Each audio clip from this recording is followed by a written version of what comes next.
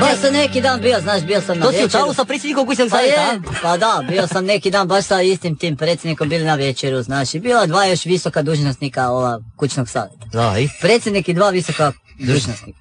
I kaže, znaš, jede se bilo večera, fino feferoni, ovo ljutlo malo, znaš. Pikan ovak voli, znaš, to ide uz vino, jel? Gemišti to.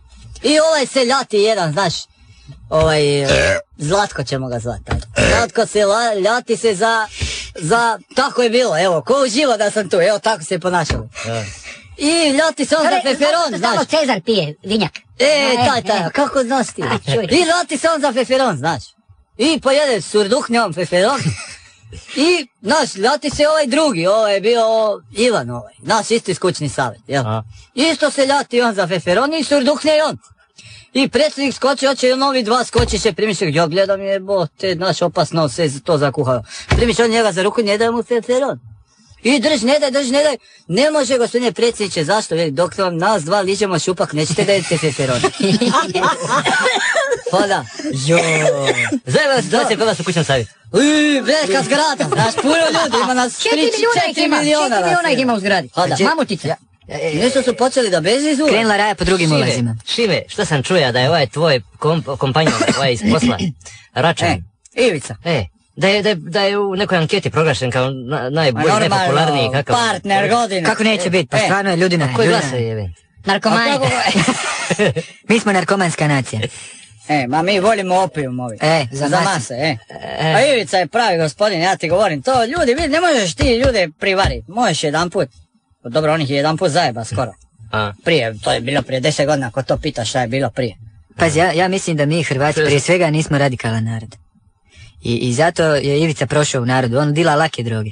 Ova sada vladaju, ovaj sad predsjednik kućnog savjeta, on dila samo teške droge, heroji, nekstari. Čuo sam čak da to Hrvatima ne paše. A nije, nego zamiraju Ivici da je bija komunist. Da Ivica čak toliko voli te lake droge da čak vlastitu djecu ne umate u pelene, već u rizle. Ono ima jedno manje, jedno veće. Ona već je u extra large, a ima i one kamuflaž kad ide s njima u park. Da se ne u berbu. Čuo sam da se dogovorilo ovih 6 susjednih ulaza da vas nategnu. Ba to što se oni dogovaraju koji jebe. Znaš, mi imamo zajedničko dvorište, tu je problem. Oni sjeću svoje pse po naš deo dvorišta. I seru svuda okolo. Američka ambasada je blizu, znaš, nije ugodno da oni svi idu i seru tamo. Ako će neko da sere, rekao mi smo najbliže, mi ćemo da seremo. A oni svi se sad našli da seru po dvorištu. Njihovom i našim. I onda nas natežu Amerikanci da što ovi 6 sere po nama. Znaš, da mi njima ne damo ovo, ono, pičku, materinu. Pa to je politika. To više nema veze sa, kako se to zove, stambenu politiku, nego to već prelazi neke normalne stvari, razumiješ? Mislim, mi ćemo to sve da odjebemo, znaš. Ja ću da zovem policiju, pa ćemo mi to tako da rešimo. I vojsku, ako treba. Ako treba. Kući sad ima svoju vojsku. Ili imam ja u uljazu i par generovi, znaš. Jeste. Par divizija. Ko je nas gurao u tu Ameriku?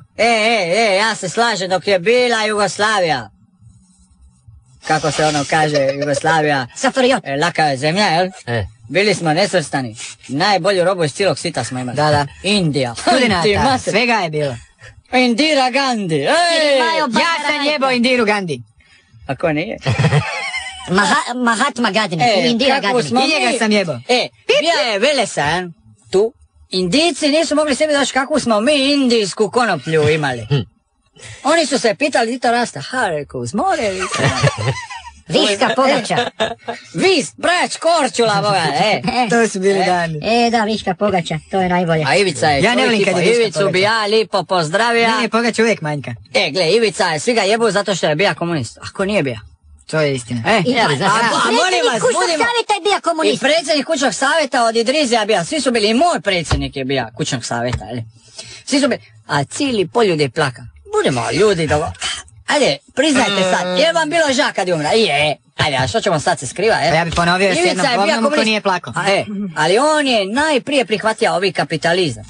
Treba uložiti da bi nešto mogao zaraditi. Istina. On je uložio lipo u pravi posao sa pravim ljudima, zna da ga ja neću zajebat. Kolumbijci, Indijci, Marokanci, Alžirci, razumiješ? Jebo ga, pa smo što on stvarno misli nesvrstane ponovo. Pa samo na poslovnu bazu. Ništa politiku. Ko jebe politiku? To je skroz već, znate li koliko će se tržišta otvoriti? Ko nama će se Hrvatskoj tržište otvoriti? Da. Pa čovječe, koji ti je, pa jesmo zaključili da je ono tropa gotovo. Nema više, fajrun. Kad je završilo? Baš u ovu prošlu emisiju sam treba biti, snimili su moje polje ovo marihuanu, znaš, u Ivo Lončar, Plodovi zemlje, Ja sam lipo rekao kaj si ostali, nije u redu da se uvozi marihuana iz Italiju, iz Amsterdam, dok naši usjevi propadaju, razumiješ? Naša trava mora ići, otkupna cijena je visoka, ulaganje je veliko, naš zemljoradnik ne može živjeti od to. Mi moramo ispod cijenu prodavati. Ja sam zato da se uvede... Jesenska sjetva, u kurac, otišlo. Gdje je zaštitna cijena? Gdje je zaštitna, Nek država otkupi. Tako je. Kako ću ja toliku, ja moram sa srpom i čekićem tu travu jer ne bi mogao meni kredit neko da za kombajn. Išao sam i tu i tamo i niko mi ne da. Ja sam zato da se uvede halucinogeni kutić u emisiji Ive Lončara. Ja sam isto predložio Lončaru jer drkači se bune i drkači traže zaštitnu cijenu sjemenja. Tako je. Pitla me na kraju što bi poručio Dominove ministar na poljoprivredu, veli?